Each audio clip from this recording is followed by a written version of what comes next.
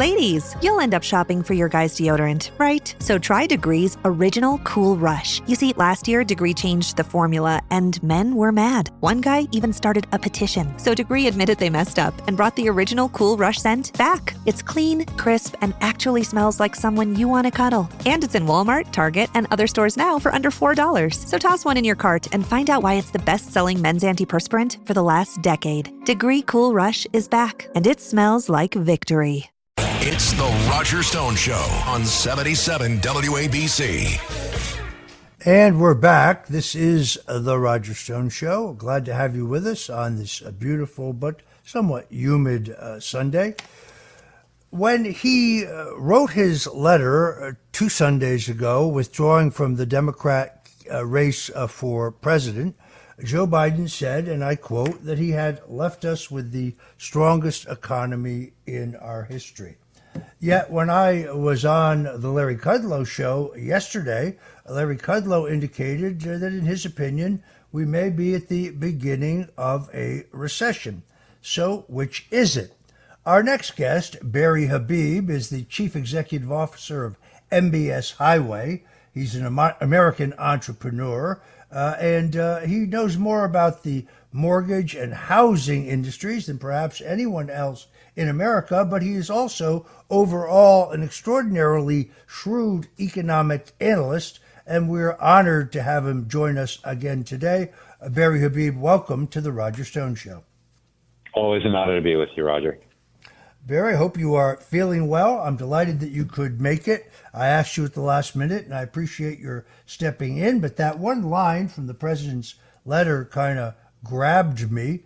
And then yesterday, as I indicated, Larry Kudlow, a great friend and a very smart guy, told me he thought we may be at the beginning of a recession. What say you? Well, either at the beginning or perhaps already in a recession when you take a look at some of the statistics. So there's a lot to unpack there, Roger. Let's first start with great economies. Perhaps the consumer isn't feeling that much because when you take a look at consumer sentiment, that is certainly waning. People are worried about their future. These are all in surveys. But in fact, when you take a look at what's going on, we've experienced a lot of inflation. Now, it is true, Roger, and we anticipated this, that the rate of inflation, that's the change in inflation, has come down. So we're seeing inflation increase now about 2.6% year over year, but that's in addition to what's already baked in. You see, we're not going backwards, so consumers are still feeling that. So there's pain that the consumer's feeling. And the way that they're coping with this is by getting into more debt. The amount of debt that consumers have now is at record levels. We've seen credit card and now this new buy now, pay later explode into the stratosphere. The problems with that is that buy now, pay later, more than 50% of it is being used for necessities. And get this crazy statistic, Roger, 43% are delinquent. Now, when you take a look at credit cards and when you take a look at car loans, speaking of delinquencies, 90-day delinquency is considered to be a serious delinquency. We are at levels now in serious delinquency, meaning 90 days or more in both categories, credit cards and cars, that we have not seen since 2011. But in 2011, that was a time when you had a 9% unemployment rate, not supposedly a great economic circumstance that's being portrayed today. But Roger, one of the real key elements to all this is labor, because you need a job, right? And that's what's important. And there's been so much made about how the economy has had this pillar of strength in the labor market. We know that our Fed Chair, Jerome Powell, has referred to the labor market as strong. But as you know, Roger, we have been together and talking about this, and I've had my concerns about the labor market and had anticipated that the labor market would show signs of cracking and that indeed it was already cracking. So a couple of few things. When we get the job numbers that are released, that's from the Bureau of Labor Statistics. Now, they do a good job in trying, but much of it is imputed and much of it is models. What we have discovered, Roger, is the numbers that we receive initially get revised lower and lower. Now, there's this QCEW. That's the quarterly census of employment and wages. Now, this is real data. They don't give you the imputed information. This is a hard data. But the problem, Roger, is that we're just now getting data from the fourth quarter of 2023. And what are we discovering? We're discovering in 2023, in the fourth quarter alone, just get ready to hold on to your hats here. In the fourth quarter alone, the amount of job creations were overstated by about 500,000 jobs. That means that more than half of the jobs that they said were created were not indeed created. And I know it gets a little wonky here, Roger, but this is kind of like it's in the economic terms, it's almost like the mother's milk, because as you then go on to go through the rest of the economic projections and models, it starts with labor and how much money people made. So if the jobs weren't there, then they didn't really make the money that they said they made. And this is why we're in this mess. Now, let's just go to last Friday's jobs report, because it goes to what Larry Kudlow says, and it goes to this question of, are we in a recession? The estimate was for about 175 to 185,000 jobs. It only came in at 114. But the previous 2 months were revised lower and lower, just like we were saying.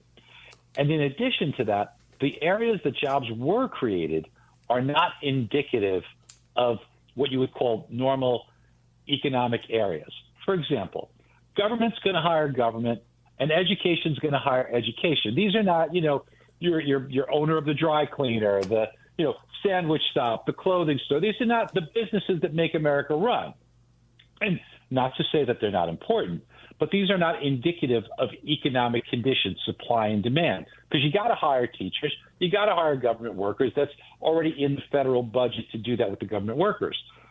2/3 of the job creations came from these categories, which made it very, very weak in other areas. Now, Roger, remember that in addition to this, these are imputed, meaning they're guesswork. And again, I don't blame the Bureau of Labor Statistics. It's a Herculean effort. But there is a model that they use. See, when we try and get the job numbers, you try and get big businesses to respond to surveys, and you can get some pretty good data. But now how about for all those businesses? How about that pizzeria? How about the sandwich shop? How about the clothing store, the dry cleaner? It's almost impossible to get that. So the government, the BLS, the Bureau of Labor Statistics, they use something called a birth-death model. I know it's got kind of a crazy name, but the birth-death model simply means this. They will measure in a month how many businesses opened up or were born and how many businesses were closed. And what they try and do is then guess how many employees were associated with that and net it out. Now, last month, they said that 246,000 jobs were created in these small businesses. But yet ADP, which uses hard data, said we lost 7,000 jobs. The problem that we get with this, Roger, is that this guesswork data will later be revised lower. And the reason why it's so difficult to do and it's so unreliable is because you can have a business close its front door. That dry cleaner could close its front door, but it might be months or even a year or so until they file that they're closing the business, because they've got to reconcile debts and obligations and unwind the business. So it's very bad at capturing inflection points. Now, Roger, one other thing that we saw the unemployment rate. And this is a big one. Now, we had talked, Roger, and I had said that this was a huge talking point, because when the unemployment rate was 3.8%, I had said that I felt that we were going to get to 4.2%. And the reason why that was so important was because the Federal Reserve, they kind of come up with their statement of forecast, their economic projections. 16 and 19 members did not have on their bingo card that in 2024 we'd ever get to a 4.2% unemployment rate. They thought we'd be either under 4% or at maximum up to 4.1%. Friday, we saw 4.3%. And this is huge, because by every statistical, historical element, you are either in a recession when you see such a move from the low. The low in the cycle was 3.4. Going to 4.1 means that every time in American history that we have seen such an increase, we're either in a recession or within 2 months of being in a recession.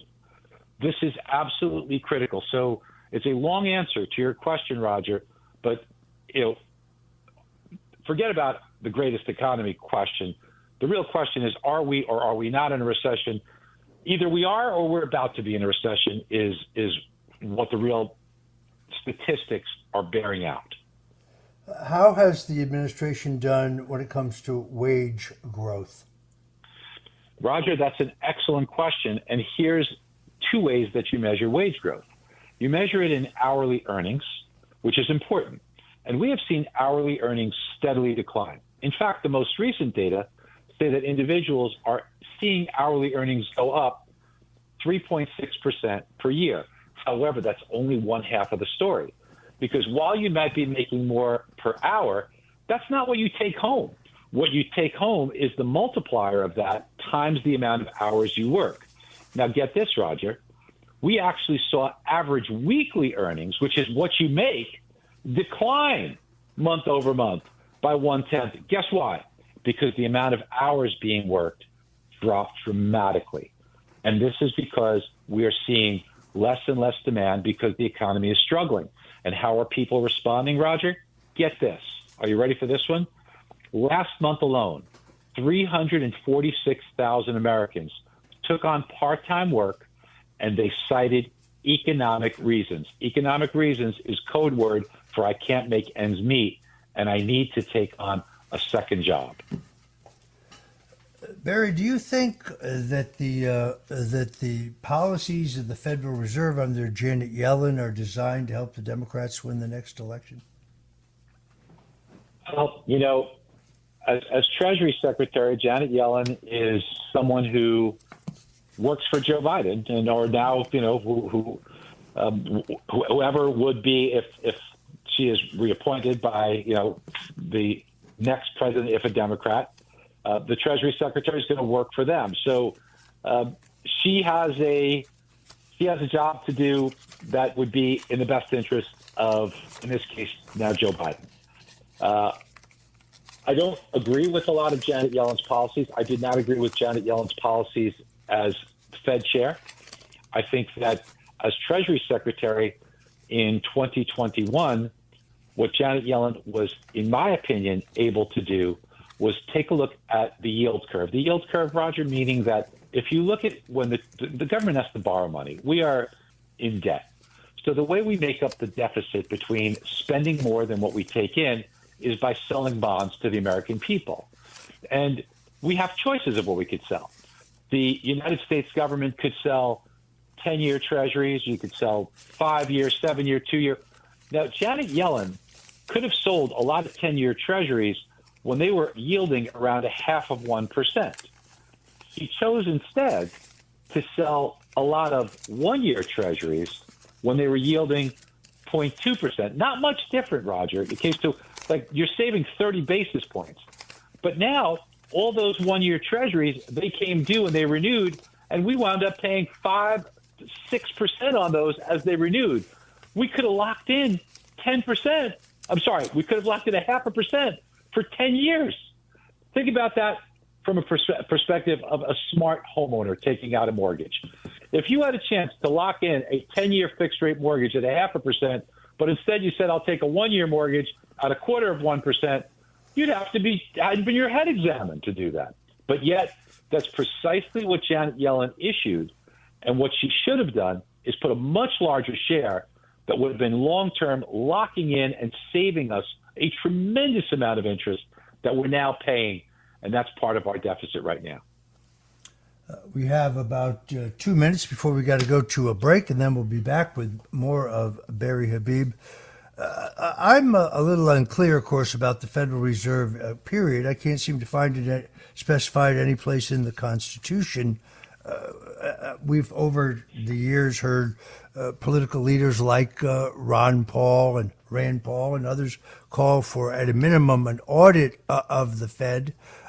Explain to me the Fed's role here in terms of what it should be and what it is. So what the Fed should be doing is they should be taking a look at two things. That's their mandate in the United States. They have price stability, which they have arbitrarily, and we could talk about this more after the break, but arbitrarily they have chosen a 2% rate of inflation as measured by core personal consumption expenditure year over year. That's their arbitrary number. It's supposed to be price stability. You could take a guess what that means. But the other one is maximum employment. And they have to try to balance those. Most other countries, it's just inflation. In the United States, we have these two mandates. It makes it difficult. And you have 19 people, 12 of them vote, and they are voting on the most important price in the world, the price of money. Think about the hubris that 12 people are voting on the most important price in the world, and they've gotten it wrong more than they've gotten it right with a lot of boom and bust cycles. All right, we're going to have to take a quick break here, but we're here with Barry Habib, who has a fascinating career, not only as an economic analyst, an expert when it comes to both the housing and the mortgage market, but one of my favorites, a very successful Broadway producer. We'll talk about that when we get back with Barry Habib in just a moment. Support comes from ServiceNow. We're for people doing the creative work they actually want to do. That's why this ad was written and read by a real person and not AI. You know what people don't want to do? Boring, busy work. Now with AI agents built into the ServiceNow platform, you can automate millions of repetitive tasks in every corner of your business, IT, HR, and more, so your people can focus on the work that they want to do. That's putting AI agents to work for people. It's your turn. Visit ServiceNow.com. This episode is brought to you by Netflix. 3 couples, 4 vacations, a lot to unpack. Watch The 4 Seasons, a new series starring comedy favorites Tina Fey, Steve Carell, Will Forte, Coleman Domingo, and more in a hilarious and heartfelt love letter to long-term relationships. Based on the original Alan Alda film. Watch The 4 Seasons, streaming now only on Netflix. Shopping is hard. I can never find anything in my size. I don't even know my size. I buy my clothes the same place I buy my groceries. There's a better way. Make it easy with Stitch Fix. Just share your size, style, budget, and done. Your personal stylist sends pieces picked just for you. That was easy. Stitch Fix. Online personal styling for everyone. Free shipping and returns. No subscription required. Get started today at stitchfix.com. Faraday presenta Ojos con Alergia y Picazón contra el jardinero. Y el ganador es Faraday Extra Fuerte. Para aliviar la picazón de los ojos por alergia, actúa más rápido y supera a Claritin y Flonase aún a las 24 horas. Faraday, adelante. Welcome back, folks. This is Roger Stone. We're talking about the economy with Barry Habib, who, to my mind, is one of the most brilliant economic analysts in the country, author of the #1 best-selling Amazon best-selling book, Money in the Streets, but also a Renaissance man. He was the lead producer and managing partner for Rock of Ages, the 27th longest-running show in Broadway history. Also produced Chris Angel's Mind Freak at the Planet Hollywood in Las Vegas. Very honored to have us with us today. We're talking about the economy, and it's very hard for me to understand how the Democrats justify this constant claim that the economy is robust. There's certainly, if you look at public opinion research, these are not business or labor or employment or sales statistics, but the confidence level about the economic future among voters is uniformly across the board extraordinarily bleak. I'm wondering here if there are any other potential manipulations of the economy that we're going to see before this election, because one thing is absolutely abundantly clear, and that is that the so-called Inflation Reduction Act did nothing to reduce inflation. I believe we have at this moment the highest inflation rate, certainly in recent history. So on what pillar do they build this case? Well, Roger, you're right. It's over 40 years, and the key word here is cumulative, right? So that's the thing, is that inflation is cumulative. But one thing that can be part of why the economy has not yet been in a recession is because of the amount of money that's being spent. Things like you mentioned, exactly like you pointed out, the Inflation Reduction Act, things like this. We are spending 23.6% of gross domestic product. That's what the government spend is right now. And that, if you look historically, we have only done that during the Great Financial Crisis, the Gulf War, and 40 years ago when you had this type of inflation, a little over 40 years ago in the early 80s. This is a type of spending that is extraordinarily high and would be considered under only emergency circumstances. So if indeed the economy is so good, well, why are we spending money as if it's under an emergency circumstance? It's to help to show that we're not in a recession. I mean, I do fear, Roger, that we get into a situation that we have a turning point here. We have a Fed who has been very behind the curve. They allowed inflation. They were complicit in allowing inflation to rise. And now what they have done is they've gone overboard because they got so scared by making the first mistake. They've waited too long, and they're what you call behind the curve. Things are changing rapidly, and now they will start cutting. You will see aggressive Fed rate cuts. So lower rates are coming ahead. You will see that for sure. But I think the economy will degrade faster than the Fed can help it, because I think that the horse is out of the barn. The economy is degrading. The employment situation is worsening. People have a lot of debt. And I don't think it's going to be rescued very quickly, unfortunately, because the Fed has waited way too long to start acting. You notice that whenever President Trump is asked how he would handle the economy, he always begins it with a conversation about energy, about the need to go back to exploration and production of both natural gas and oil in this country. He has a great line in which he says, "We have enough liquid gold beneath our own country to fuel this nation for 100 years and become the international market's largest producer." To what extent is, in fact, the economy tied to our energy production? Tremendously. It is a wise policy, but it's not only a wise policy domestically, but think about internationally. Think about what you do when you reduce the price per barrel of West Texas Intermediate or Brent. What does that do to those who wish us harm?